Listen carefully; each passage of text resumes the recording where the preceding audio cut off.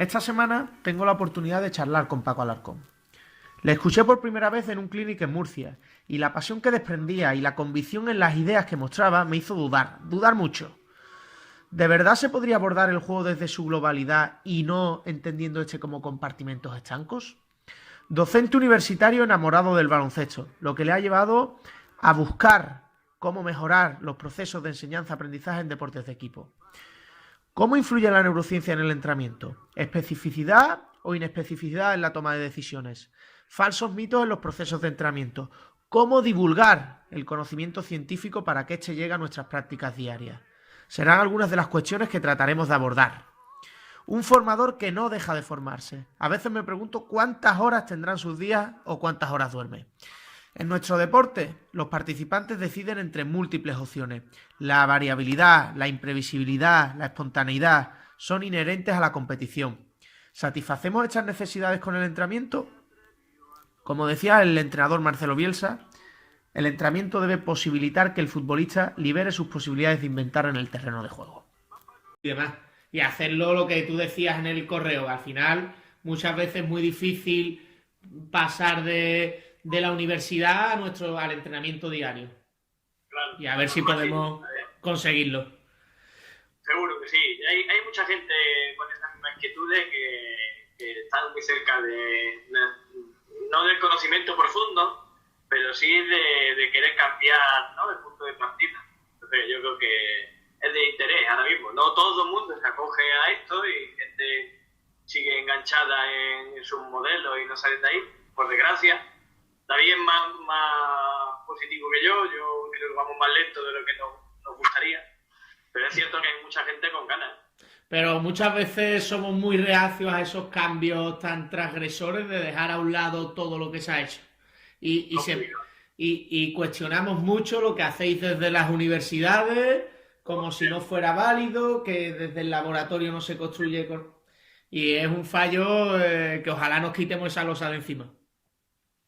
Mira, ¿sabes lo bueno, Gabo? Es que esta generación, que se va a acabar, por desgracia, desde mi punto de vista, ha partido de la práctica, ¿no? La generación de las ciencias de deporte actuales surgen de los INEF antiguos, que eran evidentemente prácticos, y que de ahí se nutrieron federaciones, clubes, entrenamiento deportivo, es decir, que han vivenciado y están vivenciando, ¿no? En mi caso particular, el David, Sergio Ibáñez, Carlos Lago, de fútbol, son personas que viven de la práctica, ¿no? Entonces, poco nos van a criticar de que vivimos en el laboratorio, porque la realidad es que todos los días a niños o a adultos. No, sí, por supuesto. Lo que pasa es muchas veces quien está estancado en el mismo modelo sin querer evolucionar siempre busca resquicios para la crítica. Bueno, lo primero que te quería preguntar es que hoy me he levantado y yo estoy muy activo en redes sociales y he visto un comentario que ha hecho Pep Marí hablando sobre que el talento de Messi consistía en que él imaginaba y ejecutaba por lo menos antes que los defensas. ¿A ti qué te parece esa reflexión? Bueno, el talento, ¿no? Es una de mis preocupaciones académicas, ¿no? Estamos intentando siempre determinar qué variables son las que más influyen a la hora de predecir el talento, ¿no? Sí. Esta misma inquietud está en el mundo profesional. Hay clubs, fundamentalmente donde se moviliza el dinero, ¿no? Fútbol, baloncesto, que hicieron macroproyectos económicos para poder tener antes posible a esos jugadores que van a ser determinantes, ¿no? La realidad es que muchos de ellos han abandonado esos proyectos. En el caso de Alemania ha sido vigoroso, pues han visto que era tirar el dinero, ¿no? Creo que el motivo es porque no tenemos claro qué es el talento y cómo se construye, ¿no? Aquí creo que entra en vigor el dualismo entre dos grandes formas de percibir el ser humano, ¿no? Si es estable desde que es su nacimiento, si el componente genético va a determinar el futuro, o el ambiente tiene modulan nuestro futuro, ¿no? Bueno, el día de hoy sabe que son dos variables que confluyen y que interaccionan. ¿Y crees ese contexto influye muchísimo a la hora de plantear tus métodos de trabajo? Bueno, yo como persona dedicada a la docencia y al entrenamiento no nos queda otra pensar que efectivamente el ambiente que generamos nosotros, el que viven las personas, modulan desde el temperamento hasta sus capacidades y habilidades cognitivas, hasta sus habilidades motoras. Es decir, tenemos mucha influencia en las personas que tenemos en nuestro entorno. La realidad también está por otro lado, es que nuestra influencia es limitada, porque las horas y la sistematización no es suficiente para contrarrestar ambientes reales. Ambientes reales son la crianza, el entorno socioeconómico que te ha tocado vivir. Esos entornos son ambientes y esos ambientes sí que influyen en realidad mucho más que los granitos de arena que nosotros como entrenadores le proporcionamos a nuestros jugadores o a nuestros alumnos. Es decir, que tenemos motivos para ser optimistas, que podemos cambiar la realidad que nos toca vivir a esos profesores, a esos alumnos o a esos jugadores, pero que tenemos que ser suficientemente honestos para saber que hay otras variables del ambiente que influyen mucho más que nosotros. Me acuerdo en la charla, en el curso de alto rendimiento en Murcia, que tú y David hicisteis una charla sobre metodología donde proponíais diferentes propuestas. Moncho Monsalve, él como que criticaba un poco que no existía trabajo de técnica individual y ponía el ejemplo de Serbia. Y a mí me chocó mucho porque yo siempre, al final en el mundo universitario nos intentan abrir un poco la mente y yo siempre pensaba o pienso desde vuestra óptica y me gusta mucho lo que publicáis y trato de llevarlo a cabo. Pero claro, al final él ponía el ejemplo en Serbia, donde todo está muy compartimentado y al final en una población menor que Andalucía sacan jugadores de élite, son campeones de Europa, etcétera, etcétera. ¿Tú crees que ahí la variable del contexto influye mucho y es por esto que al final el déficit metodológico se puede compensar o qué crees? Estoy de acuerdo, muy de acuerdo. Tenemos un problema que cuando realizamos juicios sobre las posibles relaciones que se establecen entre variables que están juntas, pues estamos cegados primero por lo que esperamos, ¿no? Expectativas que tenemos de que se cumplan lo que son nuestras creencias, ¿no? Y claro, cuando vemos equipos como Yugoslavia, la antigua Yugoslavia, y vemos cómo juegan o el talento que se ve en el campo, rápidamente nos buscamos los porqués, las causas. Y implícitamente pues, vemos entrenadores y decimos, pues deben ser ellos los que han generado el efecto en ellos, ¿no? Pero en realidad, como que acabamos de valorar, hay otras variables mucho más influyentes en la producción de talento. Una de ellas es el contexto socioeconómico. Yugoslavia, y después de la guerra, ha estado en entornos muy deprimidos económicamente, donde ha habido guerras constantes, donde su población ha tenido que ajustarse a esas necesidades duras, ¿no? Y pongo el ejemplo siempre el mismo, ¿no? Yo tuve la suerte aquí en Murcia, cuando tuve la oportunidad de estar en el primer equipo de ACB, nos vino un jugador de la antigua Yugoslavia, Nenad Matkovic, y yo tuve una buena relación con él durante el año que compartimos. Y claro, yo era joven y le preguntaba mucho, venga, ¿cómo entrenabas? ¿Qué hacíais? Para buscar las claves, ¿no? De su experiencia. Sí. Y claro, la realidad era la que me decía, digo, mira Paco, éramos muy jóvenes, estábamos en guerra y queríamos salir de aquella situación precaria. Y la única forma que teníamos nosotros era saber que podíamos fichar por un equipo europeo y salir de allí con dinero.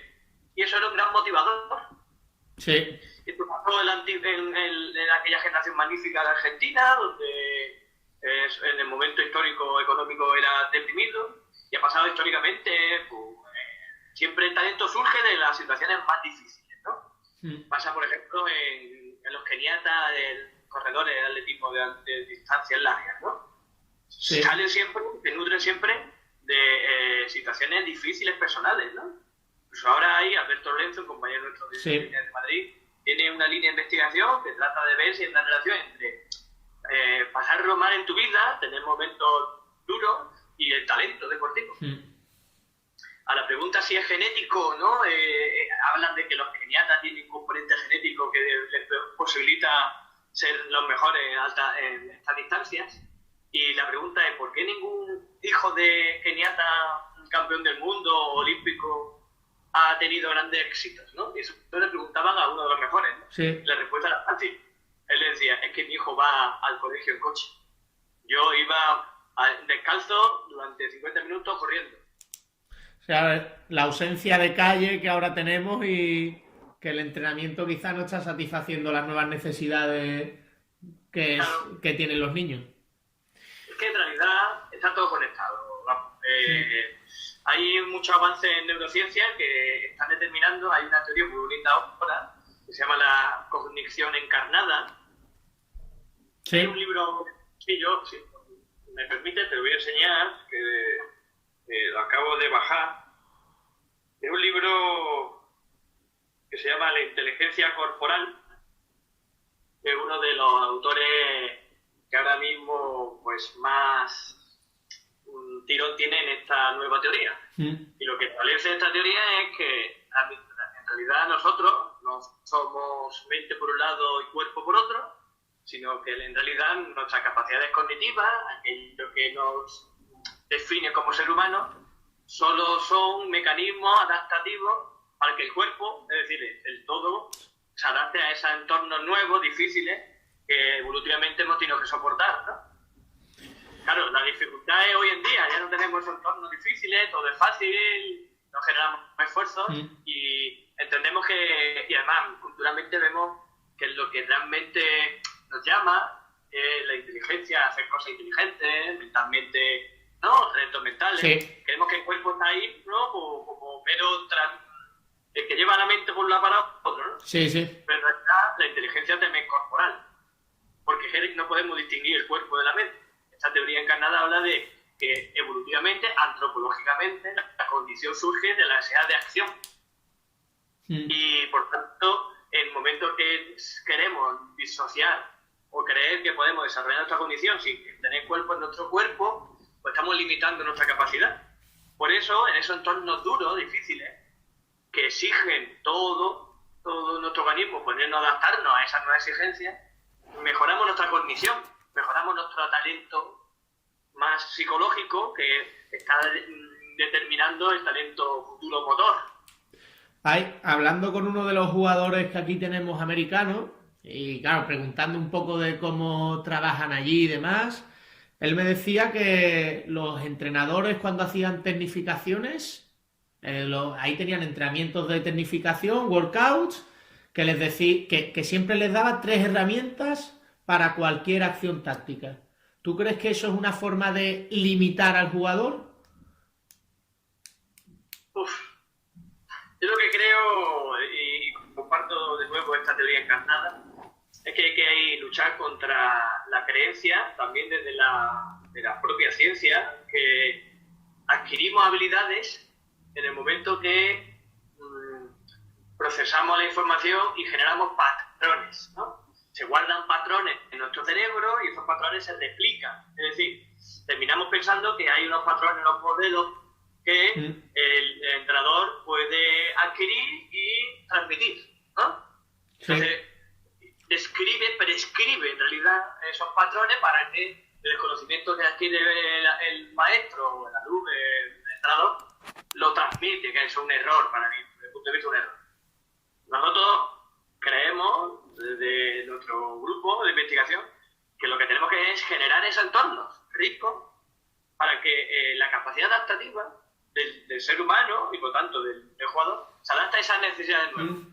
Y eso va a generar habilidades que no son más que respuestas de adaptarse a esos nuevos entornos. Si creemos que vamos a dar recetas de patrones X, de herramientas X, pues claro que influyen. Claro que esas 3 herramientas que ese entrenador les facilita, lo que está generando son nuevos entornos de aprendizaje que limitan cierta parte de su capacidad y que posibilitan que la atención vaya a otra. Eso sí es bueno. Pero como herramienta, no pensar que los patrones son X y hay que reproducirlos. Y ayer hablando con Diego Campos, el entrenador del Barça B, que al final Barça es una institución que apuesta mucho por las investigaciones en cuanto a metodología en deportes de equipo, pero luego quizás no tiene esa transferencia al primer equipo.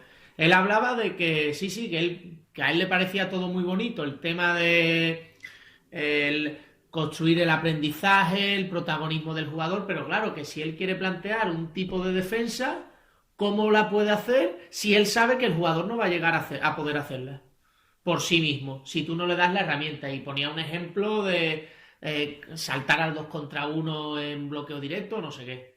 Él dice, claro, es que él no llega si tú no le dices lo que tiene que hacer. Bueno, esto es complejo y yo creo que Diego Campos es uno de los grandes precursores Claro. de metodologías diferentes y además lo estamos demostrando con sus resultados, ¿no? Que tuve la suerte de tenerlo aquí por Murcia, su primera etapa, y fue un placer debatir con él muchos temas. Y él se nutre también, su inicio del INEF de Galicia, se nutre también de los mismos maestros, de Daniel Pintor y David Cárdenas. Y su inquietud le lleva a preguntarse la validez de muchas de las cosas, pero lo que hay es a lo mejor que pensar con más tranquilidad qué queremos y cómo lograrlo, ¿no? Hay que distinguir la capacidad que tiene el sujeto, por el jugador, de adaptarse a entornos cambiantes y que vaya a generar en ellos automatismo, ¿sí? Y por otro lado, lo que yo entiendo como estrategia, que son decisiones más conscientes, más deliberadas, ¿sí? Y que requieren de un gran coordinación colectiva, ¿no? Sí. Claro, que es el ejemplo que pueda haber puesto ahora mismo de la defensa de ayuda, de cómo ajustar la defensa en bloqueo, ¿no? Son, para mí, dos decisiones diferentes y los mecanismos de aprendizaje, por tanto, también son diferentes. No están peleadas y lo que establece Diego Campos es la necesidad de... Claro que el entrenador debe dar información explícita en muchos casos, sobre todo en aquellas decisiones que son más estratégicas, más racionales, ¿sí? Sí. No tanto en aquellas que son adaptativas, cambiantes, donde creo que hablamos de más táctica, ¿no? Donde el jugador resuelve situaciones que cambian constantemente y que la capacidad de predecir lo que va a pasar es casi nula, con lo cual no podemos estar dándole recetas.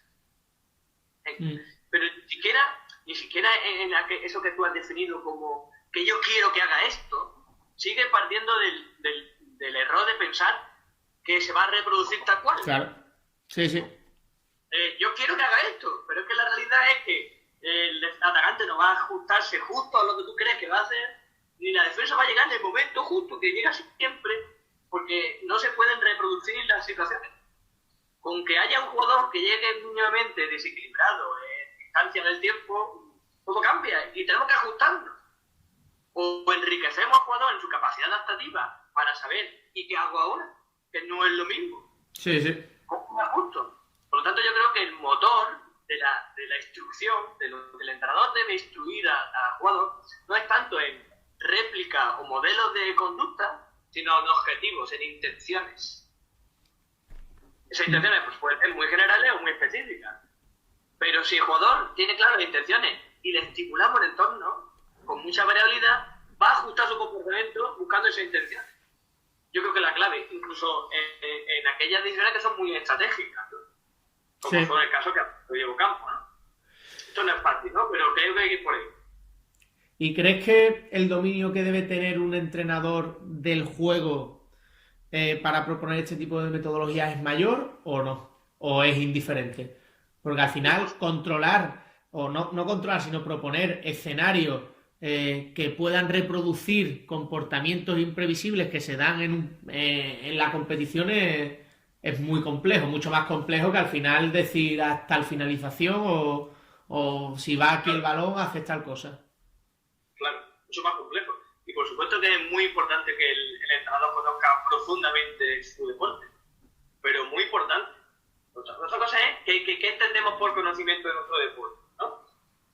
Creemos que el conocimiento del deporte, de nuevo, es ese movimiento X que hace ese jugador X y que le ha permitido tener éxito. Si queremos que ese es el conocimiento de nuestro deporte, nos equivocamos de nuevo. Porque esa es la herramienta que usa ese jugador para dar solución a un objetivo concreto. Y esa intención es lo que tenemos que conocer. Lo que hay detrás del comportamiento. Y sobre todo, yo me gustaría distinguir entre dos tipos de conocimiento. O sea, bueno, dos tipos de necesidades para el jugador. Aquella que está muy más relacionada con el conocimiento propio del deporte, Sí. pero está relacionado con tanto las intenciones que guían ese comportamiento como aquellos precursores que activan mi acción. Es decir, el jugador no tiene tiempo para, ante situaciones cambiantes, decidir qué acción sería la mejor en esas condiciones. Como no tiene tiempo, tiene que imaginarse, tiene que tener expectativas de lo que va a pasar. Esas expectativas no están basadas en la imaginación, sino están basadas en la experiencia. Es decir, el jugador se anticipa porque entiende que cuando está pasando algo, hay mucha probabilidad de que después surja otra acción parecida. Sí. Es decir, que realmente el caos no es total.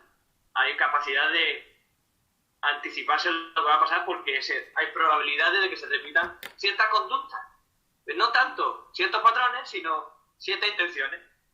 Es decir, si yo siempre tengo anticipada la pierna derecha orientando mi cuerpo hacia la izquierda, el atacante va a aprender que es mucho más fácil conseguir irme del oponente por esa pierna adelantada, ¿no? ¿Sí? Eso sería la forma de anticiparme a tener éxito.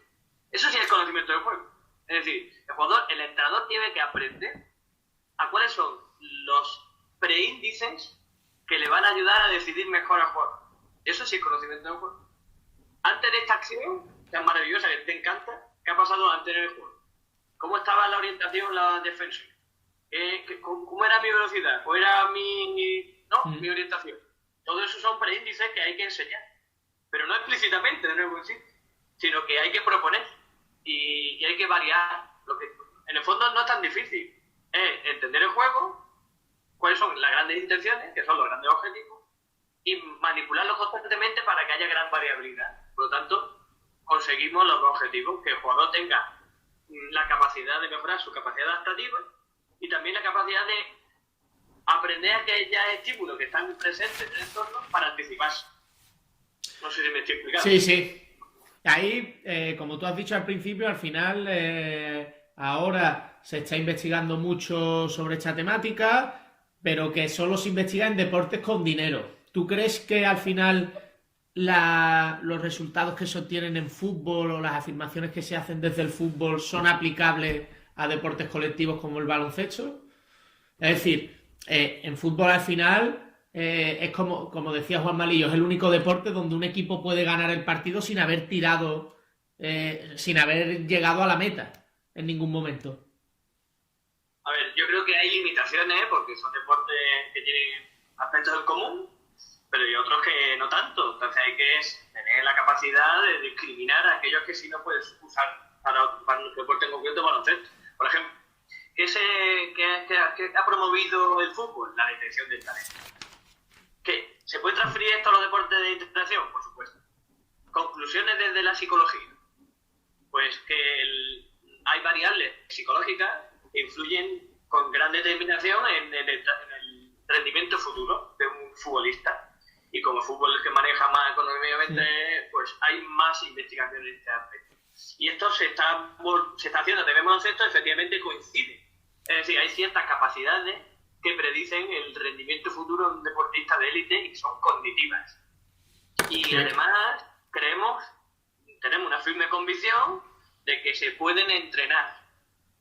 Que esas capacidades que hemos visto que son predictivas de rendimiento en fútbol y en algunos casos baloncesto, se pueden mejorar. Es decir, que nuestro ambiente, si estimulamos al jugador, que de nuevo insisto, que son las mismas, aquellas capacidades cognitivas que te permiten adaptarte a entornos complejos y nuevos, son las que determinan funciones ejecutivas. Si somos capaces de estimular nuestro entrenamiento para que estén presentes, es decir, que esté presente la capacidad de conflicto entre tareas, que esté presente la capacidad de resolver dos tareas simultáneas, que esté la necesidad de autocontrolar las emociones que suscitan el error. Es decir, todas estas capacidades van a estimular esas funciones ejecutivas que se han comprobado son detectores del talento en fútbol y baloncesto. Es decir, que Messi, fundamentalmente, su capacidad de ir más rápido que el contrario está muy determinada por esas capacidades cognitivas. ¿Y crees que muchas veces estamos sobrevalorando la importancia de las emociones en el entrenamiento? Este tema es también interesante, sí. Yo creo que la herramienta fundamental que tenemos para aprender es nuestro cuerpo, y nuestro cuerpo nos da respuestas fundamentalmente afectivas que nos da feedback de cuánto nos estamos acercando al objetivo que se ha planteado. Sí. Y esas emociones, tanto las positivas como las negativas, son realmente motivadores para querer cambiar ese entorno y primero buscar de nuevo esas emociones positivas, porque evolutivamente estamos diseñados para buscarlas. ¿Por qué? Porque son la recompensa al objetivo que nos planteamos. Sí. Realmente para volver a ese estado homeostático cuando se ha roto. Es decir, tenemos hambre, generamos en nuestro cuerpo sensación de hambre y buscamos, ¿no?, pues la comida que nos satisfaga. Sí. Es una emoción, en realidad, una emoción, ¿no? Tener hambre es una emoción que busca luego comportamientos adaptarnos a esa necesidad más básica, pero también pasa en cualquier otro entorno. Es decir, que la emoción es la clave del aprendizaje. Lo que no creo es en esas teorías que entienden que todo debe buscar la inteligencia emocional. Tenemos que controlarlas, manipularlas, ¿no? Sí. Creo que hay que educar en el error. Creo que hay que educar en la capacidad, efectivamente, de soportar emociones negativas, pero creo que no hay que eliminarlas. Creo que deberemos darle herramientas al jugador para que las use como su mecanismo de aprendizaje. No queremos sentir emociones negativas, y esto es un motivador para movilizar nuestros recursos y buscar soluciones para que la próxima vez que aparezca ese problema lo resuelva. Por lo tanto, tenga una recompensa emocional y no tanto, ¿verdad?, sí, un castigo emocional. Aquí, esto fue para mí, para mí, para muchos, ¿no?, un gran precursor de la estructura que es Damasio, este libro en el error de Descartes, lo que establece es esto mismo. La persona, y esto es extrapolable a un jugador, aprende a usar su cuerpo como indicador de lo que va a pasar. Es decir, en la teoría de Damasio establece que existen marcadores corporales, sí, marcadores del cuerpo, por ejemplo, la presión intraocular del ojo, la sudoración de la piel, la frecuencia cardíaca, son sensaciones de tu cuerpo que cuando llegan a la mente le está dando información de, cuidado, por aquí voy a recibir una emoción negativa, ¿verdad?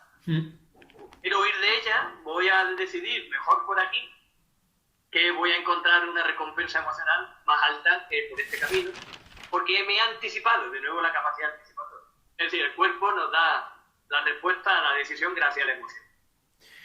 ¿Crees que el causante principal de que se sigan dando muchos aprendizajes pasivos en los procesos de entrenamiento es por culpa de la concepción que tiene el entrenador de haciendo esto voy a llegar antes? ¿El cortoplacismo que impera en formación?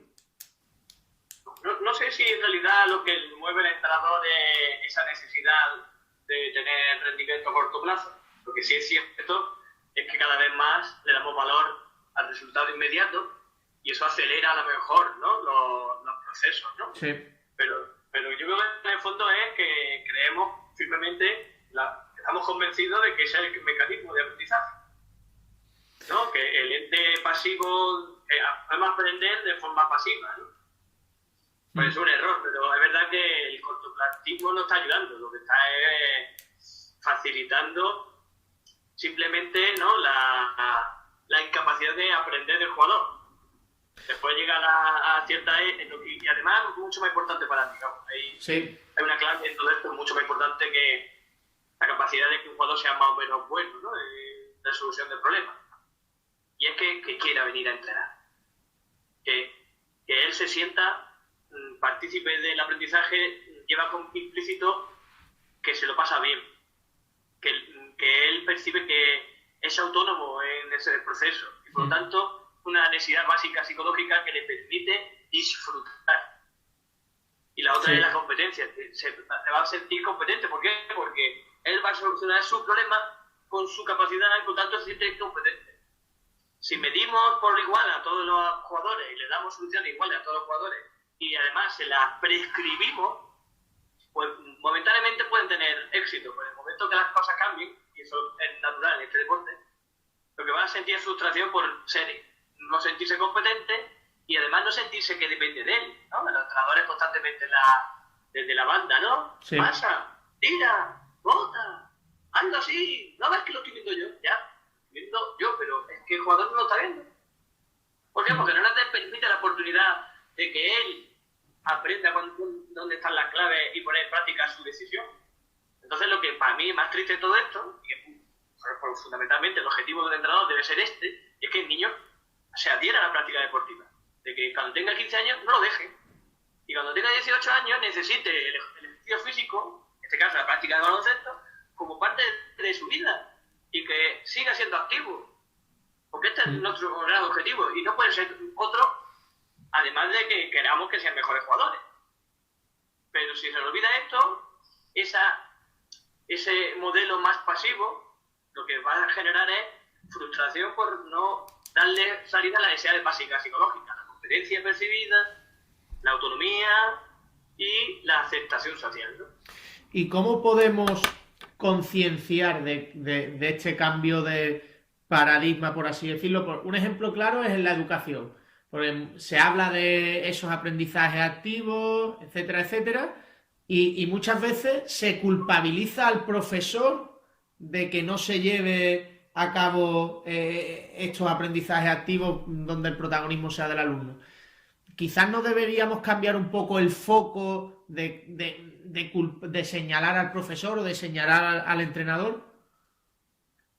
Claro, estoy hilando con lo que hemos dicho, Gabo, ¿no? Nosotros tenemos una gran labor, pero que no es única y que es compartida y que fundamentalmente el peso de que el niño quiera, porque en el fondo lo que hay es las personas, si creemos que estamos en equilibrio homeostático, es decir, que nuestra vida no está en peligro, no gastamos energía.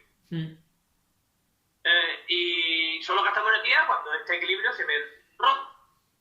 Claro, si los niños no son educados en que merece la pena el esfuerzo en cualquier práctica, tanto física como mental, o ambas, como pasa en el baloncesto, sí, porque cualquier esfuerzo denota en nosotros una emoción negativa y huimos de ella, ¿verdad? Sí. Rompe nuestro equilibrio y entonces el cuerpo nos avisa por ahí, tienes un problema. Claro, lo que tenemos que educar a las nuevas generaciones, y eso pasa desde casa, pero también tenemos una responsabilidad nosotros, no tenemos que huirla, ¿eh? Claro que tenemos que pensar que nosotros somos capaces de cambiar a los niños, siempre y cuando todos vayamos en el mismo camino. Es decir, tenemos que educar a los niños en que merece la pena el esfuerzo por un motivo. Van a adaptarse, van a mejorar su capacidad adaptativa y eso, como genéticamente estamos hechos para ello, vamos a sentir placer, vamos a disfrutar de tener herramientas nuevas para adaptarnos a los retos que el entrenador nos propone. Claro, si no le damos oportunidad al jugador de disfrutar de eso con motivador extrínseco, porque como a nadie le gusta esforzarse, no esperemos que el jugador venga a esforzarse porque tú se lo digas. Creo que la única clave aquí es cuántos motivadores extrínsecos, es decir, cuánto le doy yo desde fuera para que él al principio busque esos motivadores extrínsecos y poco a poco descubra que la práctica, la motivación intrínseca, lo que llamamos, sea la clave de su disfrute. Pero no esperemos que un niño entienda esa relación. El adulto ha tenido muchas experiencias positivas en ejercicios físicos y ha tenido esa práctica y es capaz de demorar la gratificación, de esperar. Estoy sufriendo ahora, he cogido la bici para subir mi práctica dominguera, ¿no?, al puerto de mi pueblo, y estoy sufriendo. Pero he aprendido que voy a esperar. Este sufrimiento lleva después un placer. El niño no tiene esa capacidad y la tenemos que permitir esa capacidad. Claro, si huimos del error, si el padre no le posibilita que se equivoque y que nosotros animemos a que siga insistiendo, aunque aparezca el error o aunque aparezca la fatiga, Si huimos de la fatiga y se nos ponemos todo fácil, Sí. pues claro, es difícil que tú como entrenador tú puedas reconvertir ese niño. Pero en mi experiencia, y aquí viene la experiencia, no la ciencia, es que tenemos una gran capacidad y que 3 sesiones a la semana, de hora y poco, repetidamente, somos capaces de cambiar expectativas de ese niño que dice, esto es muy duro, no soy capaz, no me veo.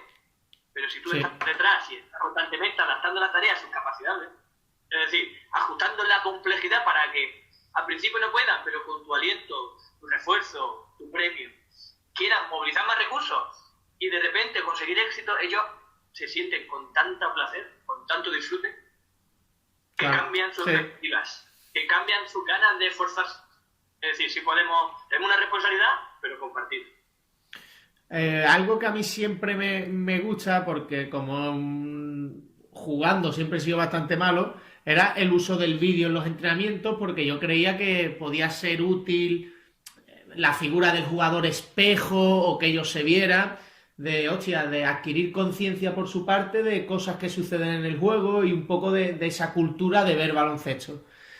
¿Crees que existen vínculos entre el conocimiento declarativo y el procedimental? Si uno es facilitador del otro o realmente no existe ningún tipo de vínculo.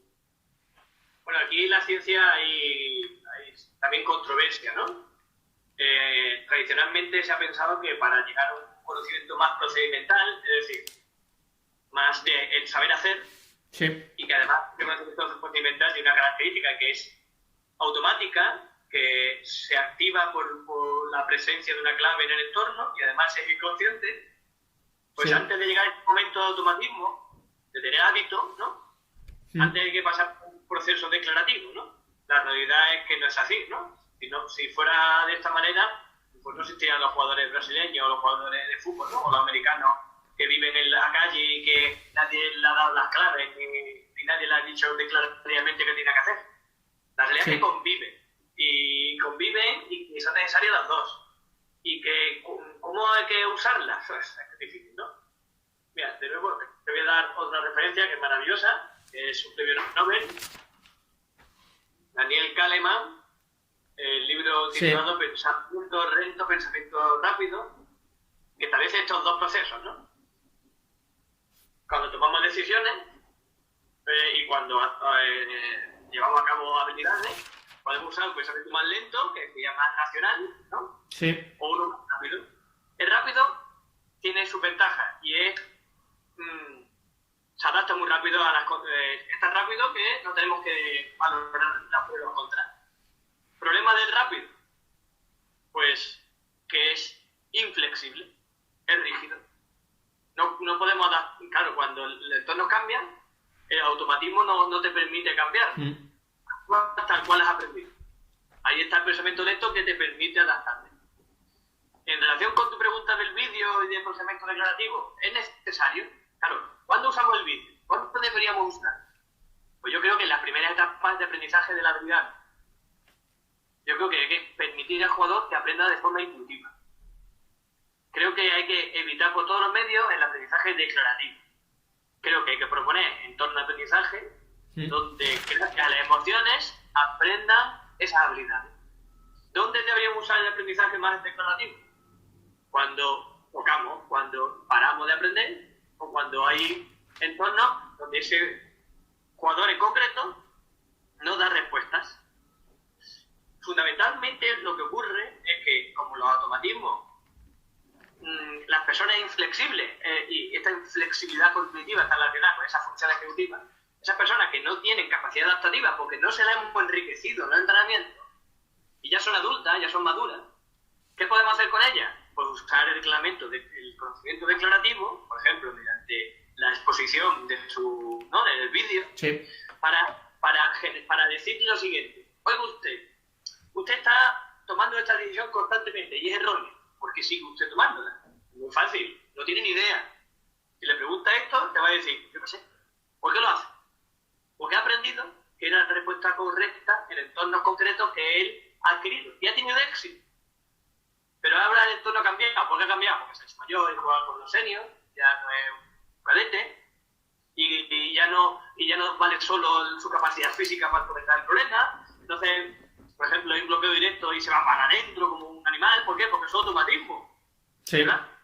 Y si es inflexible y si no hemos mejorado su capacidad adaptativa, no ve que tiene que parar ese automatismo y ponerle otra respuesta. O sea, otro mecanismo y decidir otra alternativa. Como no lo tiene, tenemos que confrontar el constructivismo, ¿no? El constructivismo se basa en... Cuando no somos capaces de cambiar, porque nuestros hábitos no son lo suficientemente adaptativos, entonces usamos el procedimiento declarativo. Generamos un conflicto, y esto es importante. La única forma de conseguir que ese jugador cambie de estrategia en el juego, no solo que tú le digas, Sí. ¿cómo te estás equivocando? Esto es un primer paso, pero él tiene que estar convencido de que eso es un error. Porque yo he evidenciado en primera persona, de nuevo en la experiencia, en alto rendimiento, que los jugadores huyen de las responsabilidades porque no quieren afrontar que la responsabilidad es suya. Entonces buscan mecanismos para evitar asumir esa responsabilidad y dicen, no, es que el pase fue malo, no es que la defensa no fue tal cual, no es que el compañero no me dio el balón, no es que el entrenador no me lo explicó bien. La única forma es que el camino que le lleve a volver a tomar esa decisión que para él es reconfortable, para que generemos un entorno de hostilidad que termine generando una emoción negativa más grande que la alternativa. ¿Me explico? Sí, era un poco lo que decía, lo explicó Marcelo Bielsa hace poco, de cómo habían mejorado sus jugadores respecto al año pasado, y él hablaba de la importancia de que el jugador vivenciara esa experiencia negativa y no tanto que él fuera y explicase los porqués tenían que hacer un comportamiento u otro. Pero no creo que, pero en este caso, Sí. que es desaprender, estamos desaprendiendo, es necesario darle información explícita de, oye, por aquí no, pero no es suficiente. Ahora te doy una alternativa explícita de nuevo, y lo que voy a hacer es reforzar la buena, la nueva, y castigar la anterior, ¿verdad? La hacemos de forma explícita, pero poco a poco con esos reforzadores, tanto negativos como positivos, conseguimos que se haga implícita de nuevo, ¿verdad? ¿Y crees que estos modelos de entrenamiento se pueden aplicar a categorías senior o dependerá mucho de la cultura deportiva que tengan los jugadores y los hábitos a los que han sido sometidos durante su formación? Esto es clave también. Te encuentras que jugadores con ciertos años de experiencia son muy reacios, ¿no? Sí. Necesitan constantemente ser guiados, ¿no? Y buscan, como no son autónomos o perciben que no es necesario la autonomía, buscan constantemente al entrenador que le guíe sus decisiones. Claro que tenemos una necesidad de reeducar, pero claro, no podemos exigirles autonomía absoluta si no han tenido nunca. Y claro que no podemos exigirles ser flexibles si nunca hemos educado su flexibilidad cognitiva, ¿no? Hay que jugar con este entorno, pero no pensar que no son capaces. Todos somos capaces de aprender. Todos. Si algo nos está diciendo la ciencia es que la capacidad adaptativa del cerebro se mantiene viva hasta la muerte. Y que en personas con déficit cognitivo por la edad mejoran sus capacidades cognitivas si quieren. Es decir, la plasticidad cerebral está presente hasta el final de nuestras vidas.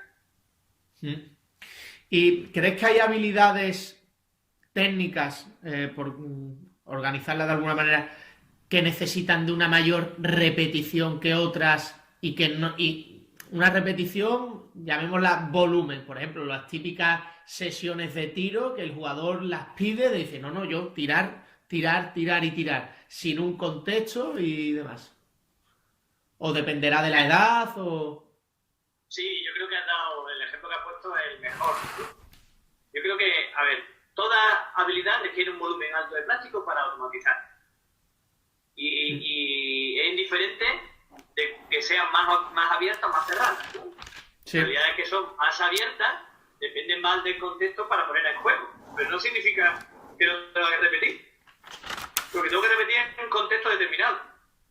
Es decir, lo que tengo que conseguir es que esa habilidad que son más abiertas se ponga en práctica atendiendo a esos preíndices que estén ahí, el defensor, el espacio ¿no? Que hay disponibles. Sí. Pero otras, en cambio, que son más cerradas y que dependen más de la coordinación entre grupos musculares, ¿no? Como es fundamentalmente el lanzamiento, sobre todo en larga distancia. Sí es necesaria una práctica donde el entorno no es tan influyente, porque en realidad cuando lanzamos, ¿no? Lo tenemos que hacer en el entorno medianamente controlado porque el éxito baja. Es decir, es muy difícil lanzar de 3 donde el oponente esté presente, ¿no? Próximo. Sí. Por eso buscamos, uno de los objetivos de juego es buscar compañeros que estén solos para poder lanzar de 3, porque es que si no, pues casi baja muy grande, ¿no? Así que, efectivamente, el lanzamiento requiere un gran volumen que permita mejorar la capacidad coordinativa de los grupos musculares que están presentes. Es que la cadena cinética en el lanzamiento es de todos los grupos musculares, desde el tobillo al hombro, pasando por la muñeca, el codo, la cadera, la rodilla. Sí. La complejidad intramuscular es tan grande que requiere un cambio. ¿Y qué piensas de esas típicas? Hay muchos entrenadores que hablan, hostia, este movimiento tenemos que automatizar estos comportamientos, estas normas básicas de juego, que estas se desarrollen en situaciones de 5x0. ¿Crees que realmente es útil o realmente no permite que el jugador lo interiorice y se genere una automatización que, como dice, no está adaptada a los posibles cambios que se dan en el entorno? Mira, yo antes era muy reacio, poco a poco ya evolucionando. Yo creo que la clave es que hay decisiones del jugador que dependen no tanto del rival como del compañero. Es decir, que la clave atencional para decidir una u otra cosa es qué hace el compañero, porque son secuenciales, ¿no? Imaginemos una situación de aprovechamiento de la ventaja generada por un bloqueo directo.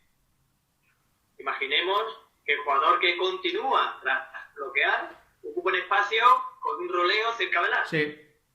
Claro, esto va a determinar los movimientos de los compañeros para usar esos espacios disponibles y que con el conocimiento profundo que tenemos del juego sabemos que si el jugador continúa en un espacio cerca al aro, el otro jugador interior, que fundamentalmente va a ser el que va a hacer la primera ayuda, pues para aprovechar esos espacios y la ventaja de la ayuda, pues tendría que hacer este movimiento. Es decir, ese if-then, esa regla que decide qué hacer, está relacionada con mi compañero y no con el adversario. Sí. Ahí sí que es necesario hacerlo. O sea, hay momentos en que yo tengo que tener una gran estructura de equipo secuencial porque mi decisión depende de mi compañero.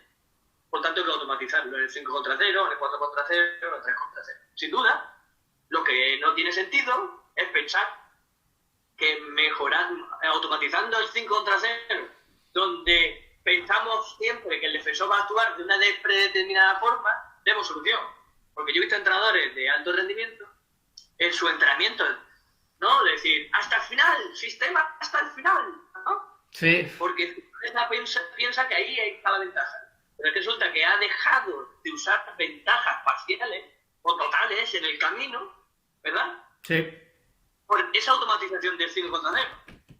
Y cuando llega al final, ya no consigo ventaja. Con lo cual es un error pensar que el sistema es bueno porque se ejecuta hasta el final, sí. ¿Vale? Ahí, cuando me pasaste, te pasé las ideas que quería hablar y tú después me pasaste como el contraguión, hablabas del sistema exploratorio versus el sistema explotador. Y la verdad que del sistema explotador no tenía ni idea. Entonces me despertó curiosidad de a qué te referías. Bueno, ¿qué dice la ciencia, obviamente? Claro, hemos hablado un poco de esto, ¿no? Los mecanismos que tenemos adaptativos fundamentalmente se basan en dos. Y que son esos dos sistemas, son cómo controlamos la atención. Claro, en entornos que son nuevos, o cambiantes, o muy complejos, la capacidad de predecir baja. Entonces, nuestro sistema atencional lo que busca es, ¿no?, explorar el medio para encontrar indicios de algo que se pueda repetir. Explora, ¿no? Sí. Esta capacidad exploratoria es lo que está basada en esas funciones ejecutivas. Nosotros usamos esa habilidad que tenemos cognitiva de ser flexible, de la memoria de trabajo, actualizar la información rápidamente, sacarla de nuestro cerebro y meter otra nueva, ¿no? Sí. Claro, ¿por qué? Porque buscamos los índices, los estímulos que nos van a dar el caramelo, que es la emoción positiva. Cuando encontramos eso, cuando creemos que detrás de ese comportamiento hay X, entonces estamos en el sistema explotador. Es decir, amigo, ya sabemos dónde está el caramelo. Vamos a explotarlo. Cada vez que aparezca, voy a sacarle el mayor partido posible. ¿Sí? Sí. Es lo que hemos hablado. Por lo tanto, hay que educar los dos. Tradicionalmente el deporte ha educado al explotador. Yo te doy la herramienta, que es la habilidad, tú la explotas y ni siquiera la exploto en un entorno, ¿no?, de defensores, de restricciones, sino cerrada. El paso que hemos dado es, vale, usted tiene esta habilidad, vamos a ponerla en juego en situaciones reales y usted aprenda a detectar del entorno, de los defensores, dónde está el caramelo. ¿Vale? Pero se nos olvida la primera. Es que el jugador debe ser autónomo en la búsqueda de esa recompensa, que es el sistema explotador. Como no hemos permitido que sea autónomo en esa búsqueda, no hemos alientado y por tanto hemos entrenado ese sistema explotador. Es decir, esa capacidad de ser flexible ante entornos cambiantes. Y algo que a veces me llama la atención y yo lo practico y lo practico mucho con niños y ahora cuando estoy haciendo cualquier tipo de entrenamiento, igual. ¿Crees que la toma de decisiones debe ser totalmente específica al juego? Es decir, pongo un ejemplo que es muy gráfico. Al final, ahora con las redes sociales se suben muchos ejercicios donde se dice toma de decisiones. Si el jugador toca este cono, yo ataco el cono contrario. ¿Eso realmente es toma de decisiones o no? Lo que está pasando con ese tipo de tareas es que estamos limitando la capacidad, en este caso, con el ejemplo que has puesto, el grado de libertad del defensor está limitada, ¿sí? Con lo cual su capacidad de neutralizar la acción del oponente queda restringida, ¿no? Esto es lo de la psicología ecológica, los constraints, ¿no? Los constreñimientos, las restricciones del entorno. ¿Por qué? Porque facilita la toma de decisión. Claro que ahí no estamos decidiendo en un entorno específico, pero lo que viene después sí. Porque le vamos a generar que el defensor vaya desequilibrado en un espacio determinado y si lo hacemos bien, eso va a permitir que el jugador pueda aprender y que cuando el defensor vaya desequilibrado detrás mía o parcialmente quiera recuperar ese espacio, ¿qué puedo hacer yo? Ay, claro que sí, que estamos diciendo. Lo que no queramos pensar es que el inicio de esa toma de decisión es válida. El inicio solo es el desequilibrio que hemos generado para aprovechar la siguiente, ¿verdad? Sí. Claro que yo creo firmemente en esta metodología. Y ahora muchas veces me enfrento a entrenar solo con un jugador. Y a veces, cada vez soy un pelín más reacio, pero a veces siempre hacía lo típico de... bueno, si levanto el cono verde o si toco el cono verde, atacas el bloqueo directo de tal manera. Si levanto el rojo, de tal manera. ¿Tú crees que eso facilita de alguna manera algún tipo de capacidad de reacción o algo o nada de nada?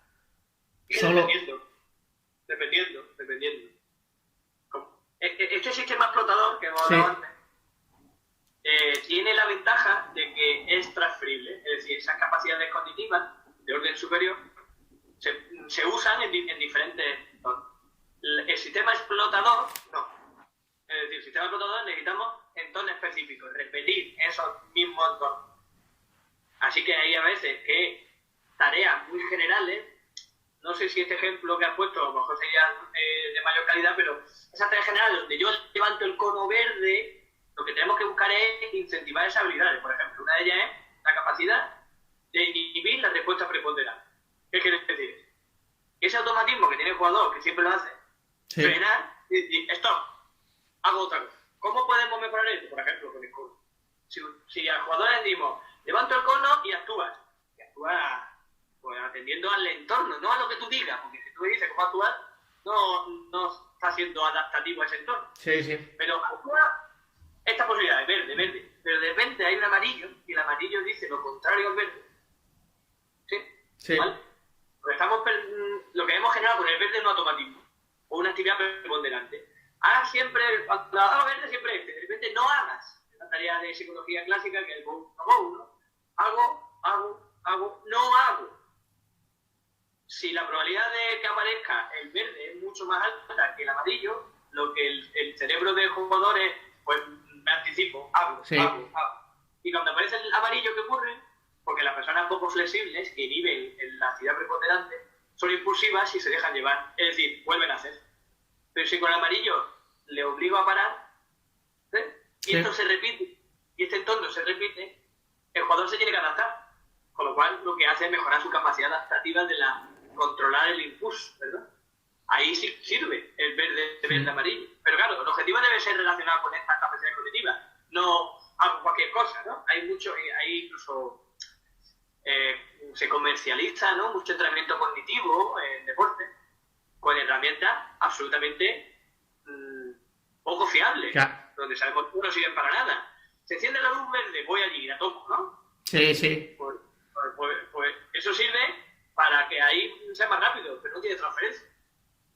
En cambio, si jugamos con esta capacidad de inhibir las respuestas preponderantes o mejorar mi memoria de trabajo, con la actualización de la memoria de trabajo, si la tarea tiene implícito esta necesidad, ahí sí estoy estimulando el sistema exploratorio. Ahí sí. Claro, no hay ninguna herramienta que yo sepa en el mercado profesional que tenga inherente esta necesidad. Y nosotros en este caso, David Cárdenas y yo, junto con un compañero que ya tiene una empresa, queremos sacar al mercado en breve metodologías y herramientas que estimulen esta capacidad. Porque creemos firmemente que se hace mejor si tiene transferencia. Y ya para acabar, Paco, en cuanto al modelo de juego, ¿cómo estableces un modelo de juego en equipos de formación? ¿Atendiendo únicamente a principios del juego y que se establezca una especie de relaciones entre jugadores o más cerrados o cómo? Lo que no podemos pretender es que jugadores que se están iniciando en el juego colectivo complejo tengan la capacidad de jugar libre, ¿no? Porque esa capacidad que a nosotros nos encanta de que el jugador se ajuste constantemente a los cambios requiere mucha experiencia y mucha pericia.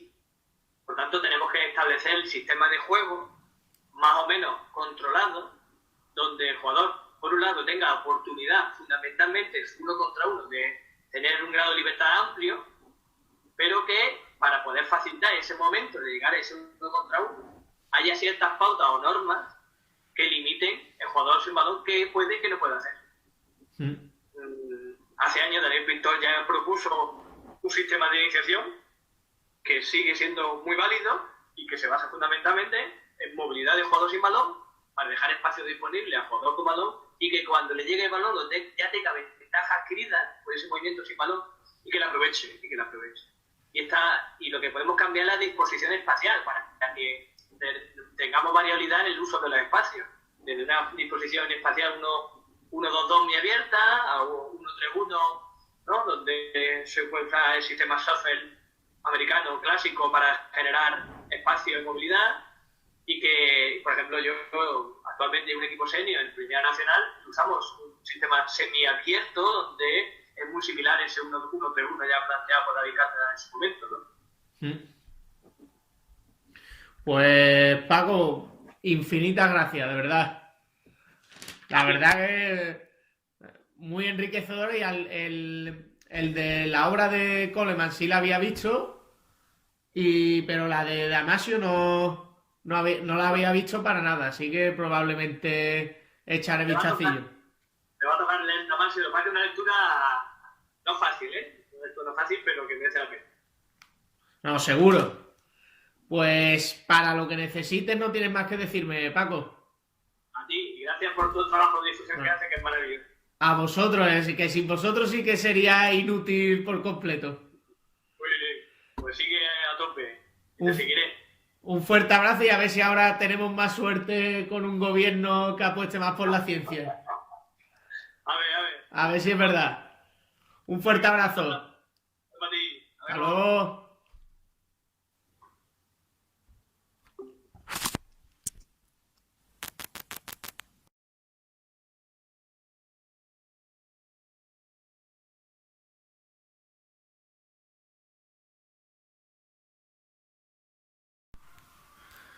He tenido la oportunidad de charlar con Paco Alarcón, una auténtica delicia. No nos conocíamos, pero habíamos interactuado gracias a las redes sociales. Para mí, que decidí estudiar ciencias del deporte para conocer profundamente el ser humano y sus procesos de aprendizaje para aplicarlos al baloncesto, poder acercarme a personas como él es una auténtica oportunidad. Hemos hablado largo y tendido sobre aspectos como la importancia del entorno, la imprevisibilidad, los falsos mitos, la importancia de las emociones, la automatización y un largo etcétera relacionado con los procesos de entrenamiento, que espero sea muy nutritivo para quienes escuchen el podcast. El entrenamiento debe estar plagado de intenciones, expectativas y preíndices que orienten al jugador a su proceso de aprendizaje y comprensión del juego, basándose en la adaptabilidad a la incertidumbre. Esta incertidumbre nos la da el contexto. Todos estamos en el contexto y el contexto está en nosotros. Los rivales también son parte de nosotros. Quizá no solo deban desaprender los jugadores, sino los entrenadores, para que dejemos atrás esos viejos paradigmas y salgamos de nuestra zona de confort. Antes, muchas carencias se satisfacían con la calle. Ahora los niños tienen otras necesidades y expectativas a las que el entrenamiento debe dar respuesta.